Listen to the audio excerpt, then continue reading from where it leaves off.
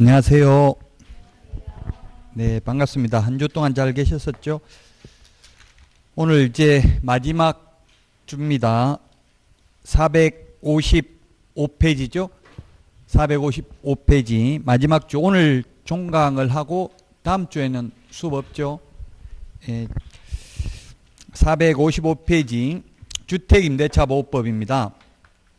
오늘 프린터 주택임대차, 상가금임대차 비교한 거 정리한 거 내드렸습니다. 1, 2월에 내드렸던 자료하고 똑같습니다. 그래서 인터넷 듣는 분들은 1, 2월에 받으셨으면 다시 출력 안 해도 됩니다. 자, 그 프린터가 핵심적인 내용이고요. 우리 교과서를 그러면 먼저 보도록 하겠습니다. 개략적으로 교과서를 보고 여러분들은 프린터 참고하시면 되겠습니다. 적용 대상입니다. 455페이지. 주택임대차보호법은 주택에 대해서 적용되는데 이때 주택인지 여부는 사실상 용도입니다. 공부상 용도가 아니라 사실상 용도를 기준으로 판단합니다. 주택의 일부가 주거 외의 목적으로 적용되는 경우에도 적용이 됩니다. 그 다음에 동그라미 1번 원칙적으로 법인은 적용이 안 됩니다. 다만 동그라미 2번에 그러나 예외적으로 법인도 LH, 한국토지주택공사, 지방공사, 서울 SH공사라든지 중소기업은 적용이 됩니다. 그러면 대기업은 적용이 안 된다는 이야기입니다. 대기업은. 그 다음에 외국인도 적용이 됩니다. 외국인도.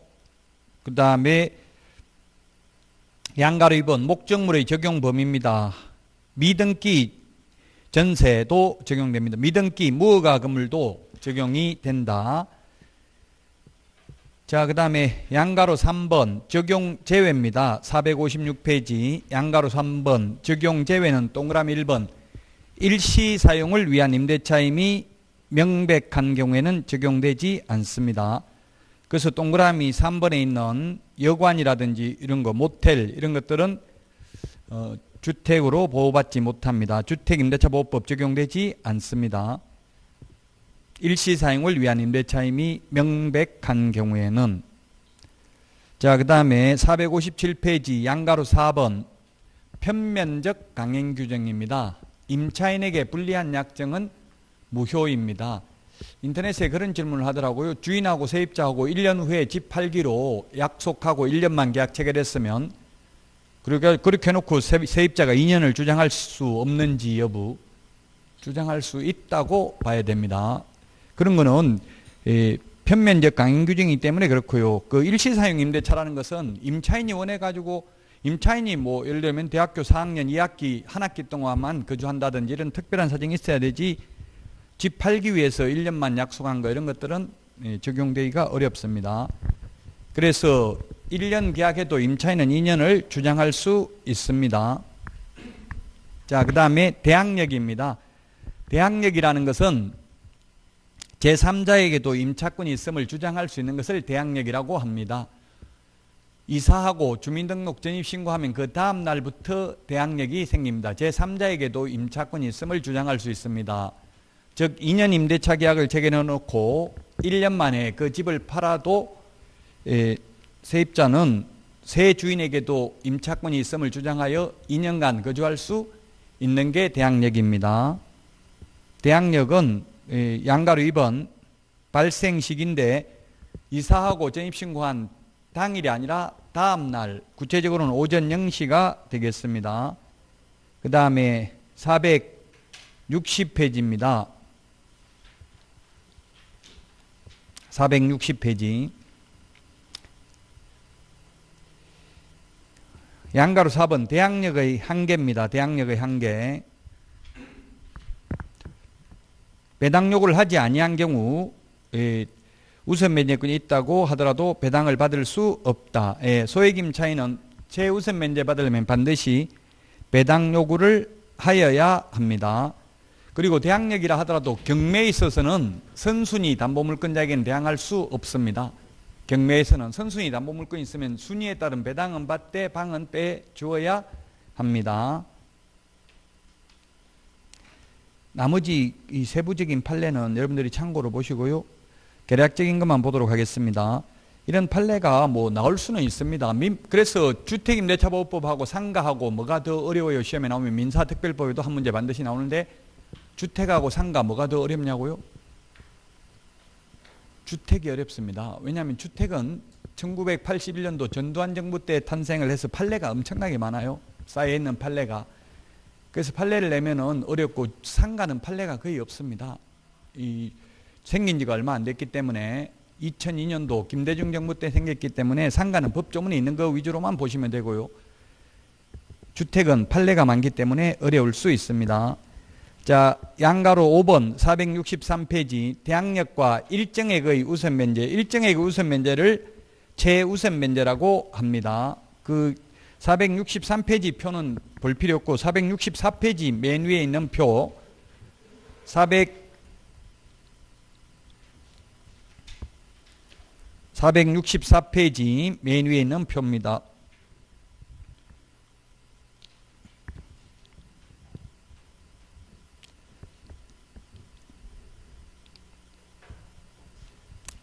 (464페이지) 맨 위에 표를 보면 서울인 경우 1억 1,000만 원 이하인 경우 3,700만 원까지 최우선 면제를 받고요. 그 다음에 과밀억제권역은 1억 원 이하인 경우 3,400만 원입니다. 과밀액권역이 아닌데 세용화, 세종, 용인, 화성은 과밀억제권역에 준하는 보호를 받습니다. 그 다음에 광역시 중에서 안산, 김포, 광주, 파주를 동그라미 하십시오. 파주가 최근에 신설됐습니다. 6천만 원 이하인 경우 2천만 원, 그 밖의 지역, 기타 지역은 5천만 원 이하인 경우 1,700만 원까지 최우선 면제 받습니다.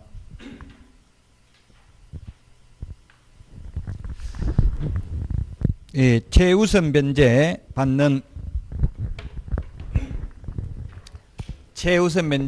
금액인데 서울의 경우에는 환산보전금이 아니라 보전금만 가져가죠. 월세는 빼고 1억 1,000만 원 이하인 경우에는 나누기 3을 해서 100만 원 단위로 절상을 하면 3,700만 원까지 최우선 면제 받습니다. 그 다음에 과밀억제권역은 1억 원 이하인 경우 나누기 3을 해서 100만 원 단위로 절상을 하면 끊어 올리면 3,400만 원까지. 그 다음에 광역시인 경우에는 6천만 원 이하인 경우 나누기 3을 하면 2천만 원까지 최우선 면제를 받고, 기타 지역인 경우에는 5천만 원 이하인 경우에 나누기 3을 하면은 1,700만 원까지, 나누기 3을 해서 100만 원 단위로 절상을 하면 1,700만 원까지 최우선 면제를 받을 수 있습니다. 과밀억제권역이 아닌데 과밀억제권역에 준하는 보호를 받는 게 세용화, 시엠블루의 정용화라고 있습니다. 정용화가 아니라 세용화, 세종. 세종시가 과밀억제권역에 준하는 보호를 받는 것으로 최근에 신설됐습니다. 용인도 뭐 용인 수원 일대 집값 많이 올라가고 있다고 하죠. 용인 그 수원에서 분당 청량리까지 가는 지하철 생겨가지고 집값 많이 올라갔어요. 그 다음에 화성, 동탄, 이신도시 이런 데가 있어가지고 과밀억제권역에 준하는 보호를 받고요. 그 다음에 광역시가 아닌데 광역시에 준하는 보호를 받는 것으로 바뀐 곳이 파주입니다. 파주. 북한하고 관계가 개선되면서 파주의 땅값이 많이 올라갔대요. 그래서 파주가 광역시에 준하는 보호를 받고요.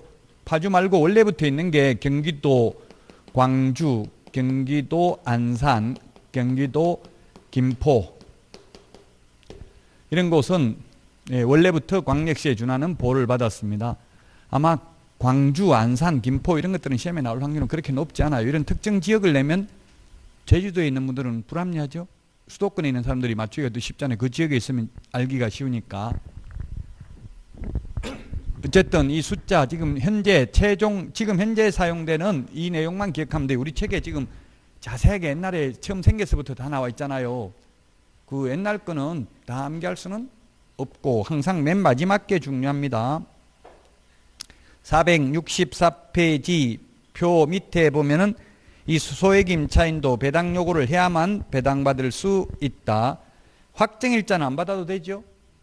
대항력만 갖추면 됩니다. 전입신고하고 이사만 하면 됩니다. 자, 그 다음에 우선 면제, 최우선 면제. 그 465페이지에는 이제 확정일자 받으면 우선 면제 받는 게 있는데, 최우선 면제는 그 동그라미 3번에 보면 맨 마지막에 다만 가정공동생활을 하는 경우에는 합산한다.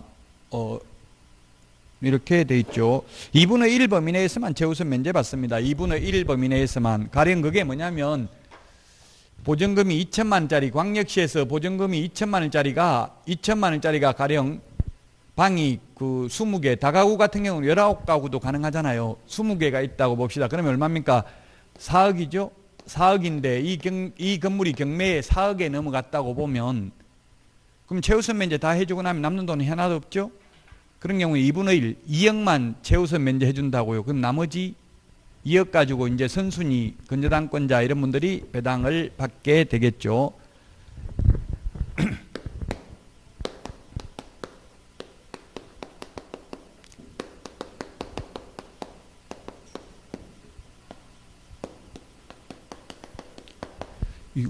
우리 학원금 강의실이 갑자기 오늘 왜 이렇게 더워요? 여름 같네요. 저번 주까지는 안 그러다가 이번 주 갑자기 엄청나게 더운 것 같아요. 지금 땀이 자꾸 눈으로 들어가가지고 지금 눈을 못 뜨겠어요. 에어컨? 네, 좀 틀어보세요. 지금 자꾸 지금 땀이 눈으로 들어가가지고 눈을 떼지를 못하겠어요. 지금 휴지도 없고 아무것도 손수건도 없는데.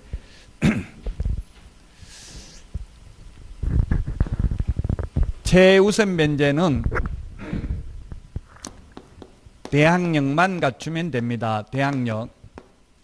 대항력은 인도, 이사하고 전입신고하면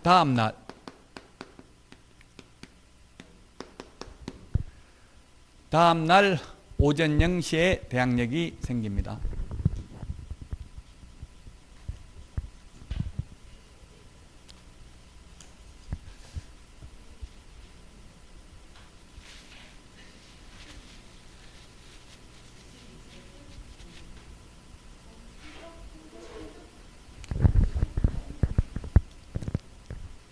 자, 그 다음에 우선면제.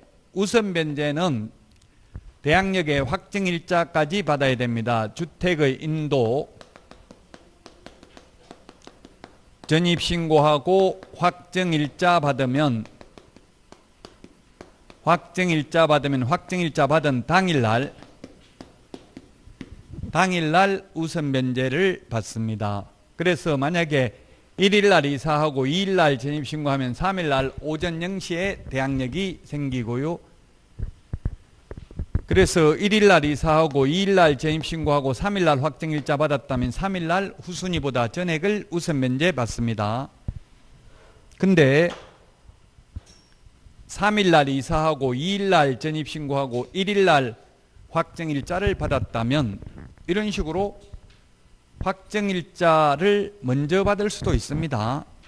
원래 동주민센터에서는 잘 안 해주는데 그 공정인 사무소나 등기소, 등기과에 가면 해줍니다. 이걸 왜냐하면 받을 수도 있어요. 예를 들면 전세자금 대출을 받으면 확정일자 받은 임대차 계약서가 금융기관에 먼저 들어가야 돼요. 입주하기 전에. 그래서 먼저 받을 수 있습니다. 동주민센터에서는 잘 안 해주려고 하는데, 안 해주려고 하면 안 해주는 이유가 뭔지 그 이유를 문서로 교부해 주시기 바랍니다. 이렇게 하시면 싸울 필요 없고, 민원 처리에 관한 법률에 의해서 민원 제기할 테니까 서면으로 거부 사유를 교부해 주십시오. 이렇게 하면은 아마 해줄 가능성이 많아요. 자, 그래서 만약에 이런 경우는 그러면 우선면제가 언제, 만약에 건저당이 3일날, 건저당도 3일입니다. 확정일자 1일입니다. 이건 누가 먼저 배당받습니까? 경매 넘어가면? 이런 경우 건저당입니다. 건저당은 3일인데 확정일자는 비록 1일날 받았다 하더라도 대항력은 이 이사하고 전입신고를 한 다음날 오전 0시에 대항력이 생겨요. 그래서 4일날 오전 0시에 대항력이 생기니까 대항력을 갖춘 상태에서 확정일자 받아야 확정일자 받은 당일입니다. 따라서 이거는 4일날 오전 0시에 우선면제 효력이 있기 때문에 근저당이 먼저고요. 만약 근저당이 4일이면 같은 4일이라도 근저당은 4일날 오전 9시는 돼야 되고요. 이거는 오전 0시니까 확정일자부 임차권이 먼저 배당을 받습니다. 자, 이게 우선변제가 되겠고요. 465페이지 우선변제가 되겠고요. 466페이지 동그라미 3번에 그게 동호수 기재 누락돼 있다고 돼 있죠.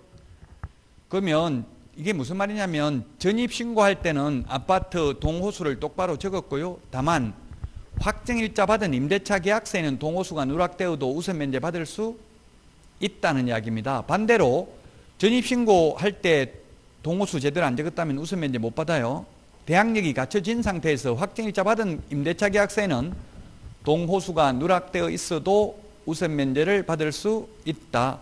왜냐하면 주민등록이라는 것은 공시기능이 있지만 확정일자 받은 임대차 계약서는 공시기능이 있는 것은 아니다.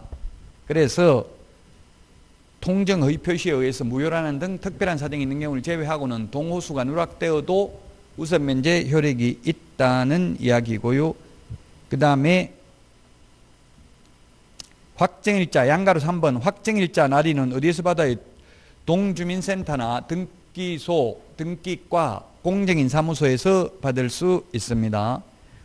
확정일자 받아도 우선면제권은 있지만 채권의 물권화 경량은 있지만 물권은 아니기 때문에 경매신청권은 없습니다. 경매신청권이나 전전세권이 있는 것은 아닙니다. 전세권하고 차이점은 바로 전세권은 전전세권이 있고 임의경매신청권이 있다는 점이 차이점이고요. 배당받는 데 있어서는 전세권이나 확정일자 받은 임차권이나 똑같습니다.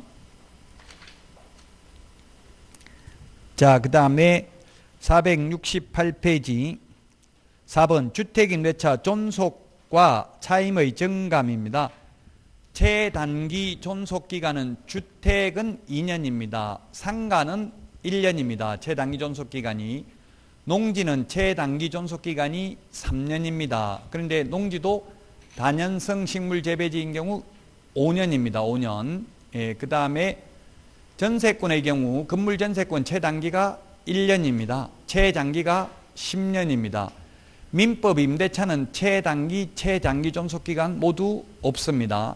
지상권의 최장기는 없고 최단기 존속기간은 경구한 건물 30년, 목조 건물 15년, 공작물 5년입니다. 그래서 이렇게 최단기, 최장기를 구분해서 비교해야 됩니다. 민법 임대차 최장기, 최단기 모두 없습니다.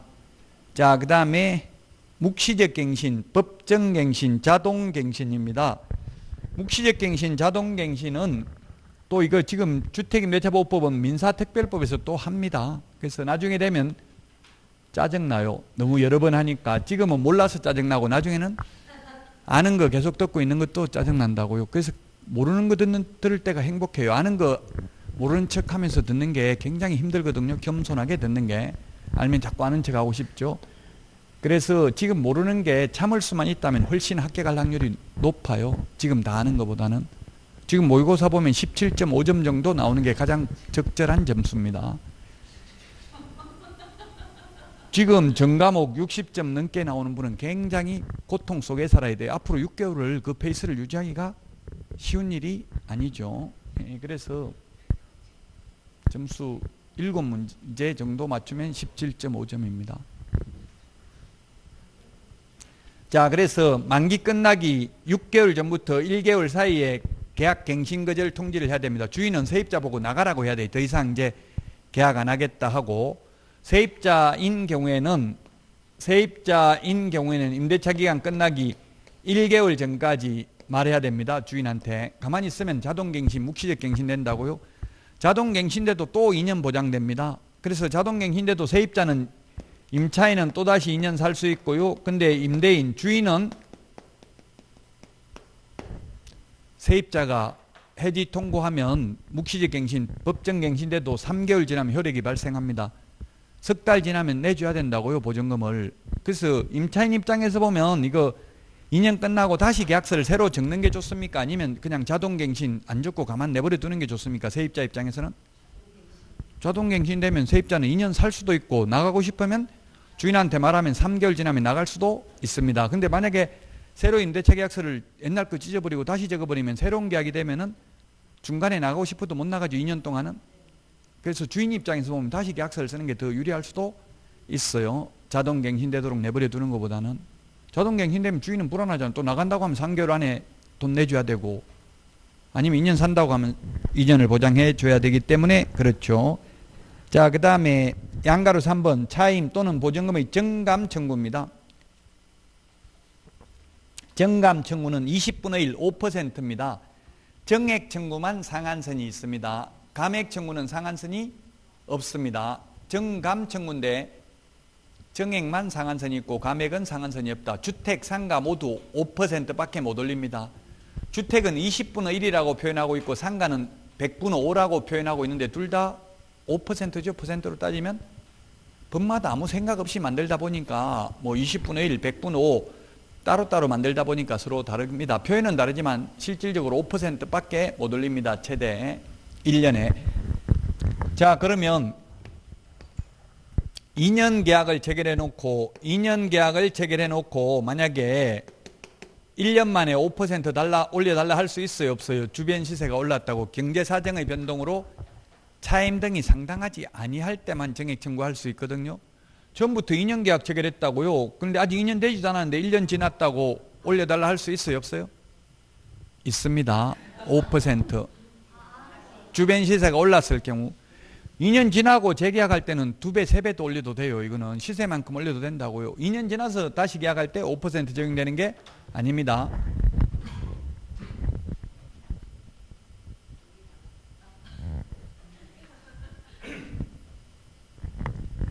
자, 그 다음에 양가로 4번 월차임 전환율입니다. 월세로 돌리는 경우입니다. 월세로 돌리는 경우. 예, 월세로 돌리는 경우에는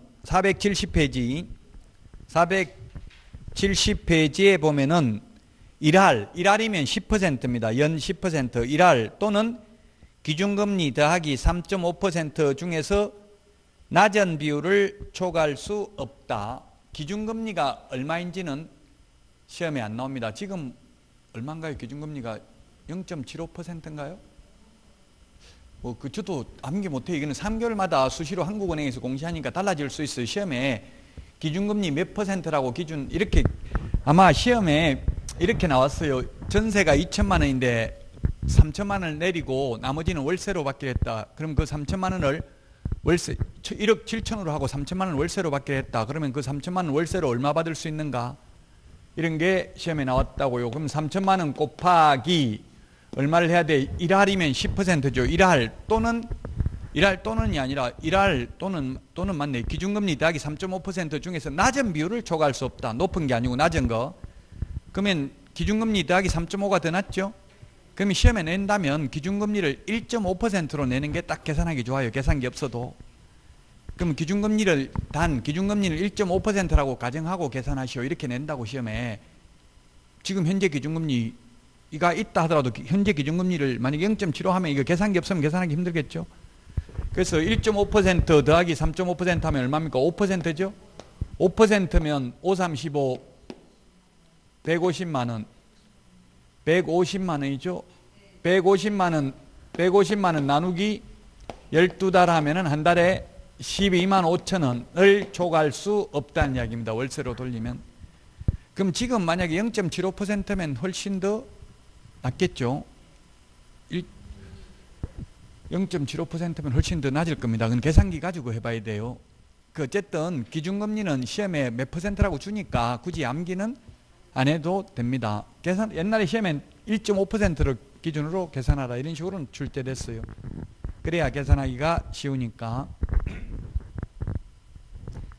주택의 경우 일할 또는 기준금리 더하기 3.5%인데 상가인 경우는 일할 2푼 또는 기준금리 곱하기 4.5배 중에서 낮은 비율을 초과할 수 없습니다. 상가는 기준금리 곱하기 4.5배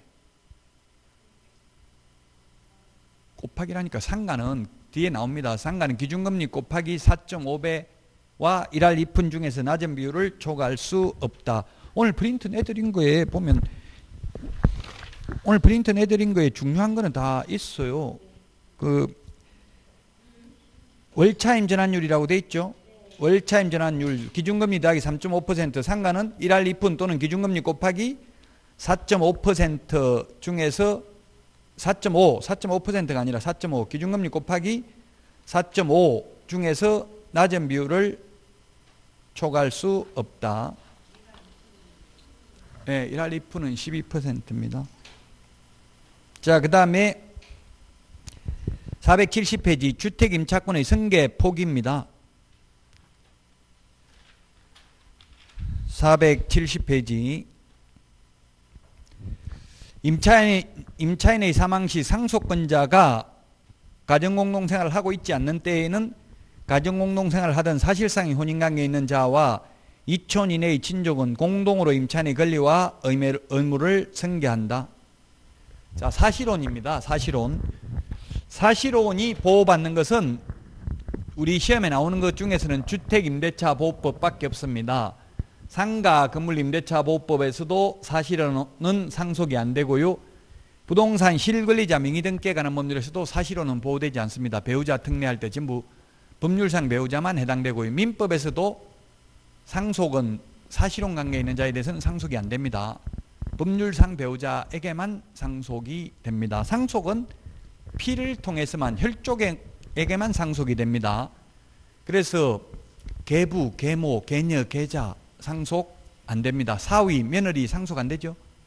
피를 나눈 건 아니잖아요. 그래서 근데 상속은 안 되는데 아들이 상속받으면 아들이 다시 배우자한테 승려하더라고요. 그래서 뭐 결국은 상속은 못 받지만 왜냐면 유고까지는 주더라도 세금을 안 내니까 배우자 간에는 그게 나을 수도 있어요. 제가 아는 제 친구도 여자친구도 남편이 상속받았는데 포천에 있는 땅인데 자기 앞으로 6억에 다시 승려받더라고. 이거 5년 넘으면은 이 세금을 안 내거든요. 물론 6억까지는 승려세 한 푼도 안 내고요. 5억 넘어서 팔면 이게 만약에 7억에 팔아도 6억에 팔면 세금 하나도 안 내죠. 그대로 6억에 샀다 6억에 파는 거니까.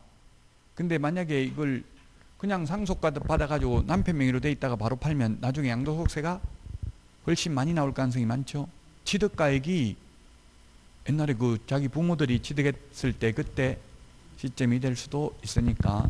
그래서 이런 식으로 하면 절세, 돈 많은 분들은 세금 줄이는데 관심이 많아요.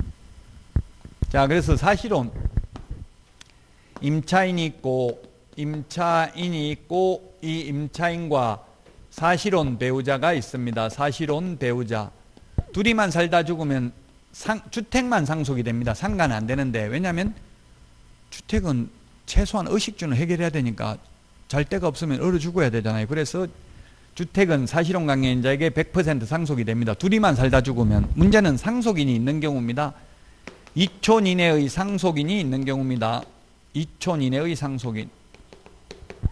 원래 민법에서 상속은 4촌 이내의 반계 혈족이 사순이죠. 1순위가 직계 비속, 2순위가 직계 존속, 3순위가 형제자매, 4순위가 4촌 이내의 반계 혈족인데 주택의 경우에는 이제 2촌 이내의 상속인이 가정공동생활을 하고 있는 경우에는 특별히 주택임대차보호법의 규정이 없고 이거는 민법에 의해서 누구에게 상속된다? 모두 상속인에게만 상속이 됩니다.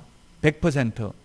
근데 가정공동생활을 안 하고 있는 경우 상속인 노부모만 요양원에 따로 모시고 있고 부부 둘이만 사실혼 관계 있는 부부 둘이만 살고 있다가 사망을 하면은 이 상속인과 사실혼 관계 있는 자가 2분의 1 공동으로 승계한다. 그러면 예를 들어서 사실혼 관계 있는 배우자가 노부모 모시면 한 푼도 상속 안 되고 안 모시면 절반이 상속된다면 여러분들은 모셔요, 안 모셔요? 얼굴은 착해 보이는데 숨도 안 쉬고 바로 안 모신다고 하네. 네? 착한 거하고는 별개예요. 예, 그래서 그러면 안 모신다고 하지 말고 여러분들이 법을 배웠으니까 이렇게 하면 되겠죠. 임차권 양도해라. 채권은 양도하고 채무자에게 통지하거나 채무자의 승낙을 얻으면 되거든요. 나한테 양도해라. 양도하고 주인한테 내용증명 보내면 돼. 배우자한테 임차권 양도했으니까 나중에 보증금은 이 사실혼 배우자에게 내주시기 바랍니다. 이렇게 하고 내용 증명 보내면 된다고요. 채권은 양도하면 되잖아요. 채무자에게 그냥 통지하면 된다고요. 양도하면, 나한테 양도하면 내가 모실게 이렇게 하면 되겠죠. 정지조건부 계약을 하면 돼요. 무조건 안 모신다고 하면 어디 가서 살겠어요, 이 노부모는. 자, 그래서 사실혼에 대해서는 오직 주택임대차보호법에서만 사실혼이 보호받을 수 있습니다. 그리고 사실혼은 우리 시험에는 안 나오지만 사실혼 관계 있는 자도 각종 연기금은 보호받을 수 있습니다. 공무원연금, 군인연금, 국민연금은 받을 수 있습니다. 사실혼 관계에 있다가 만약에 배우자가 사망하면. 그래서 제주도에서 해양경찰이 남자가 가출해가지고 다른 분 만나가지고 사실혼 실제 살림하고 애까지 3살짜리 애까지 놓고 살고 있었어요. 그런데 죽었어요. 그러면 그 누구한테 유족연금이 나올까요? 지금 살림하고 애 놓고 살고 있는 사람, 아니면 본처 아직 혼인신고가 되어 있고 아직까지 이혼을 안 했으면 누구한테 나와요? 본처한테 나온다고요? 그건 사실혼이 아니고 불륜이에요. 사실혼이면 사실혼이 보호받는다고 했죠? 우리나라는 일부 일체제이기 때문에 불륜이죠. 배우자가 있는 사람하고는 사실혼이 성립할 수 없습니다. 언론에서는 자꾸 뭐 롯데, 신교코, 뭐 서미경 씨 사실혼 배우자 서미경 씨 하는데 사실혼이 아니고 불륜이죠. 법적으로는. 왜냐하면 배우자가 있기 때문에. 지금 SK 재태운 회장도 사실혼이라고 자꾸 나오는데 사실혼이 아니고 불륜이에요. 법적으로는. 지금 현재 혼외자예요. 혼외자. 자식도 있나 보던데요. 근데도 지금 그 같이 사는 사람한테 벌써 수십억 다 넘겨줬더라고요. 좋아요. 아, 요즘 여자분들이 그렇구나. 그 부부의 세계도 보니까 젊은 아가씨가 아저씨 핸드백 하나 사줄 수 있어요. 지금부터 애인 대우 드릴 테니까 이렇게 바로 하긴 하던데 저는 충격받았는데 그 여자분들이 그런 생각을 안 봤어요. 안 보는구나. 텔레비전 부부의 세계.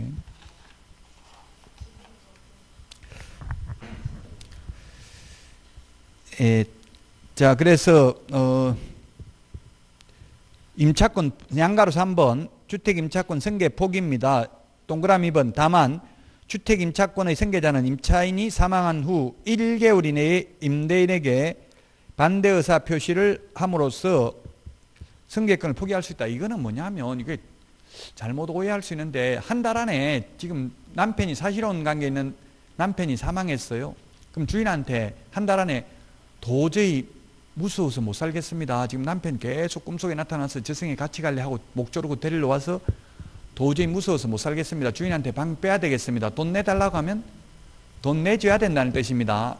그 승계된다는 것은 만약에 2년 계약했는데 1년 만에 사망하면 나머지 남은 1년을 더 살 수 있는데 그게 승계되는데 그냥 돈 내달라. 도저히 무서워서 여기 못 살겠다. 방 빼야 되겠다 하면 돈 내줘야 된다. 이런 뜻이라고요. 한 달 안에 말하면. 우리 그 핵심 비교 정리 프린트 1개월에 정리되어 있습니다. 470페이지 임차권 등기 명령 제도입니다. 임차권 등기 명령. 임차권 등기 명령은 임대차 기간이 끝나도 주인이 돈을 돌려주지 않는 경우에는 세입자가 혼자서 일방적으로 등기를 신청할 수 있습니다. 등기하게 되면 그 등기법에서는 임차권 설정 등기, 명령에 의한 등기 두 가지 표현을 써요. 설정 등기는 합의에 의해서 등기하는 걸 말하고요. 명령에 의한 등기는 일방적으로 임차인 혼자서 단독으로 등기를 한 경우를 말합니다. 반드시 명령에 의한 등기를 하려면 임대차 기간이 끝나도 주인이 돈을 돌려주지 않는 경우만 가능합니다. 설정 등기는 언제든지 가능하죠. 계약 기간 중에도 합의만 되면. 그래서 설정 등기든 명령에 의한 등기든 효과는 똑같습니다. 등기하는 방식만 다를 뿐이고요. 하면 대항력과 우선 면제권을 취득하고 이미 취득하고 있던 사람은 존속하게 됩니다. 그래서 여러분들이 만약에 세입자인데 저도 이런 일이 있었거든요. 아직 계약 기간 끝났는데 주인이 돈을 안 내주고 아파트 입주는 해야 되는데 입주 개시일로부터 한 달 안인가 안 하면 이제 그때부터는 관리비도 내야 되고 그렇죠. 그래서 입주는 해야 되는데 주인이 돈을 안 내주고 뭐 다른 세입자 들어오면 주겠다 이렇게 하는데 미치겠더라고 진짜. 그래서 등기해놓고 나가면 나중에 대항력이 생기는데 등기 안 해놓고 그냥 나가버리면 돈 안 주더라도 또 달라고 소송해야 되고 골치 아프죠. 대항력이 있으면 훨씬 더 돈 받아내기가 쉽잖아요. 그래서 명령에 의한 등기를 해놓고 가는 게 좋습니다. 그 등기 비용도 임대인에게 청구할 수 있습니다. 그러면 나중에 등기가 돼 있으면 그 등기 말소해 주는 것과 보증금 돌려받는 게 동시행 관계에 있는 게 아니라 선의행위다. 돈부터 돌려주고 말소해 달라고 해야 된다고요. 동시행 관계가 아니다. 그 정도만 보시면 되겠습니다. 472페이지 주택임대차위원회입니다. 위원회 비교하는 거 4개 비교하는 거 첫 번째 주에 내드렸습니다. 프린터. 네, 위원회는 맨 위에 보면 둔다라고 되어 있어요. 법무부에 둔다. 공인중개사 정책심의위원회는 둘 수 있다였죠. 이건 둔다. 양가로 2번 구성을 보면 동그라미 1번 위원장 1명을 포함하여 9명 이상 15명 이내의 위원으로 구성합니다. 위원장은 법무부 제1차관이 되겠습니다. 법무부 제1차관. 그 다음에 그 위원은 동그라미 기역, 조교수 5년, 동그라미 니은에 공인중개사 등으로서 5년 이상 유경험자가 되겠습니다. 그 다음에 임기입니다. 임기. 양가로 3번. 임기는 2년으로 합니다. 공무원은 임기 제한이 없습니다. 공무원은 임기 제한이 없다. 이게 공제운영위원회 위원하고 주택임대차위원은 1회에 하나에 연임할 수 있습니다. 근데 공인중개사 정책심의위원회 위원과 주택임대차 분쟁조정위원회 위원은 연임 제한이 없습니다. 자, 그 다음에 474페이지 주택임대차 분쟁조정위원회입니다. 주택임대차 분쟁조정위원회는 대한법률구조공단 지부에 둔다. 지부에는 둔다. 그 다음에 시도에는 둘 수 있습니다. 시도에는. 그리고 양가로 2번 위원회 구성을 보면 위원장 1명 포함하여 5명 이상 30명 이내 5명 이상 30명 이내 밑줄 치십시오. 5명 이상 30명 이내입니다. 이게 30명이라는 게 좀 불합리한 숫자입니다. 우리 국회의원도 지금 300명이죠? 원래는 짝수가 되면 안 됩니다. 홀수가 돼야 돼. 민주적 정당성을 확보하려면. 지금 국회의원도 사실은 최소한 301명은 줄이는 것은 거의 불가능이거든요. 이해관계가 얽혀있기 때문에 줄이면은 더 싸움하고 난리에 한 명이라도 더 늘려야 돼요. 지금 현재는 늘려야 되는데 국민들이 맨날 싸움질만 하고 일은 안 하면서 왜 늘리냐 막 자꾸 이렇게 비판을 하니까 늘리지를 못하고 있는데요. 원래 처음에는 늘린다고 했었어요. 19대 때 한 번만 하고. 근데도 결국 못 늘리고 있어요. 만약에 300명이 다 출석해 가지고 150명 찬성 150명 반대해버리면 아무 일도 할 수가 없죠. 그래도 이번 20대 국회의원은 숫자 변동이 300명 중에서 여성이 50명이나 되더라고요. 옛날에는 300명 중에서 서울법대 출신이 50명이었어요. 서울법대 단일학과만. 근데 조금씩 이제 그 비례대표를 반드시 홀수는 여성을 반드시 추천하도록 되어 있거든요. 그것도 영향이 크죠. 1번은 반드시 여자여야 되잖아요. 2번이 남자고. 그래서 각 당이 보면 비례대표 1번은 전부 여자예요. 지금 20대도 그 정의당은 28세인가 이화여대 나와가지고 28세인가 20대도 됐어요. 자, 그래서 이 30명이 바람직하지 않지만 법조문에 30명이라고 되어 있으니까 그대로 기억해야 돼요. 30명 이내지만 꼭 30명 안 할 가능성이 많겠죠. 홀수로 29명이나 이렇게 할 가능성이 많아요. 5명 이상, 앞에는 5명이라고 되어 있잖아요. 이게 홀수가 맞는데 나머지 위원회는 전부 홀수로 되어 있어요. 이것만 짝수로 되어 있다. 자, 그 다음에